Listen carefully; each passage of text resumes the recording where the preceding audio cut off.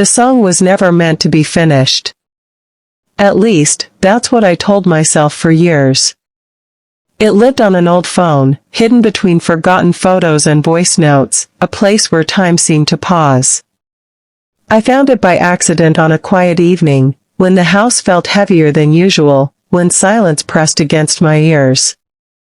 I had been looking for something else, maybe an old picture, maybe a distraction, and then I saw the file name. It was her name. Just her name. My sister's name. For a long moment, I didn't touch it. My finger hovered over the screen as if the sound inside could somehow escape and hurt me. She had been gone for 3 years by then, yet seeing her name still felt unreal, like the world had made a spelling mistake. I remembered the day she recorded it. She had been sitting on the edge of her bed, legs crossed, headphones slightly too big for her head. She told me she was working on something new, something personal. I told her I'd listen later. I always said later. I pressed play. At first, there was only a soft hum, the sound of a room breathing. Then her voice came in, gentle and unsure, like she was testing whether the world was listening. It wasn't polished. There were pauses, small mistakes, a quiet laugh when she forgot a line. And then the music stopped, suddenly, as if she had been interrupted. The song ended there, unfinished, hanging in the air. I sat on the floor with my back against the couch and listened again. And again.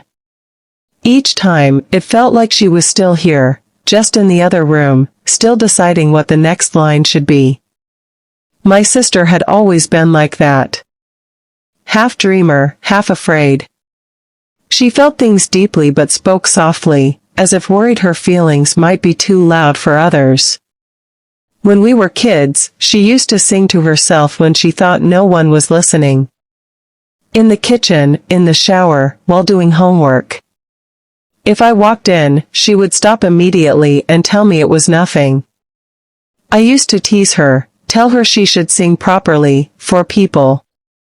She would smile and shake her head. "It's not ready," she'd say. One day. That day never came. The night she left, the house was full of noise. Too many voices, too many questions, too many answers that didn't make sense. After that, everything became quiet in a way I didn't know how to handle. Her room stayed exactly the same. Her notebook lay open on her desk, pen resting on an unfinished sentence. Her headphones hung on the chair like she might come back for them any minute. For a long time, I avoided anything that reminded me of her music. It felt safer that way. If I didn't listen, I didn't have to accept that she was gone. But that unfinished song had been waiting patiently, like she knew I would eventually need it. As the song played, I started to notice the words more clearly. They weren't dramatic. They weren't sad in an obvious way. They were about small things. A window open at night. A street light flickering. The feeling of wanting to say something but not knowing how. It sounded like her. Completely her. I realized then that the song wasn't unfinished because she ran out of time. It was unfinished because she was still becoming. She was still figuring herself out, still learning how to turn feelings into sound. And maybe that's what made it so painful and so beautiful at the same time. I closed my eyes and imagined her sitting there again, tapping her fingers, thinking, humming softly. For the first time since she left, I didn't feel the need to rush away from the feeling. I let it stay. I let it hurt. That night, I didn't sleep. I listened to the song until the sky began to change color, until the world slowly reminded me that time still moved forward, even if part of me didn't want it to. By morning, I knew something had changed. The song wasn't just a memory anymore. It was a message. A few days later, I did something I never thought I would do. I opened her notebook. Page after page, I saw lyrics, crossed out lines, little notes in the margins. Some were silly. Some were sad. Some didn't make sense at all. And then I found it. A line that felt like it belonged to the song. It wasn't perfect, but it felt honest. I don't know much about music. She was the talented one, not me. But I tried. I sat in her room with the same headphones, the same phone, and I recorded my voice reading that one line. I added it to the end of her song. My voice sounded strange next to hers, heavier, less certain.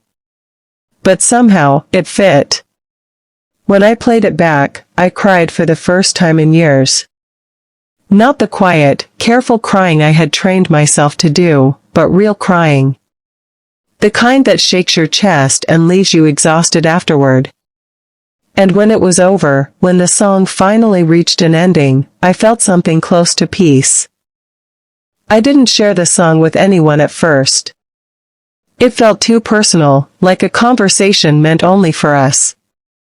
But slowly, I realized that maybe her voice deserved to be heard. Not because it was perfect, but because it was real. Because it carried a life that mattered. So I shared it. Quietly. No big announcement.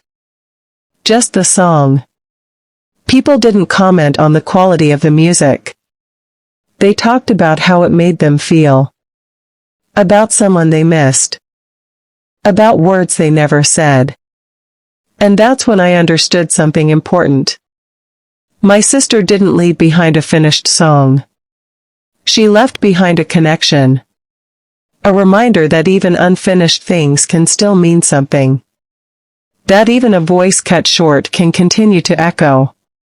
Now, whenever I feel the house getting too quiet, I play the song. I don't wish anymore that it were different. I don't wish she had finished it.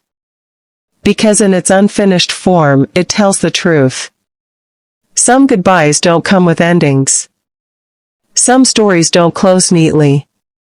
And some songs are meant to stop exactly where they do, leaving space for the listener to breathe, to remember, and to carry the rest forward on their own.